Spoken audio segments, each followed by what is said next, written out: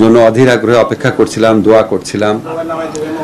আমাদের সেই মাগুরার শিশু আসিয়া নির্মম এবং জঘন্য ধর্ষণকাণ্ডের শিকার হয়ে চিকিৎসাধীন অবস্থায় আজকে বেলা 1টার দিকে সিএমএইচে মারা গেছেন।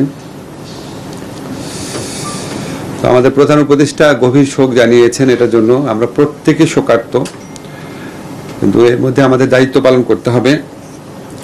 আমরা বিশেষ ব্যবস্থায় আজকেই পোস্টমর্টেম রিপোর্ট নেওয়ার ব্যবস্থা করেছি। আজকেই পোস্টমর্টেম রিপোর্ট পাওয়া যাবে। আজকেই আসিয়ার দাফনের জন্য আসিয়ার মৃতদেহ মাগুরায় নিয়ে যাওয়া হবে হেলিকপ্টার যোগে, এবং আসিয়ার পরিবারের সাথে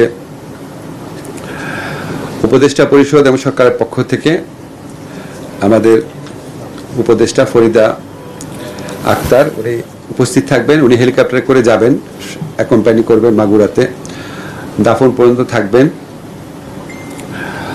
আর আপনাদের আমি বলেছি আজকেই পোস্টমর্টেম রিপোর্ট হবে, ডিএনএ রিপোর্ট, এটা একটা প্রক্রিয়া থাকে। আমরা আশা করছি আগামী 5 দিনের মধ্যে পেয়ে যাব। ডিএনএ স্যাম্পল কালেকশন করা হয়ে গেছে অলরেডি। 12-13 জনের 161 স্টেটমেন্ট নেওয়া হয়েছে।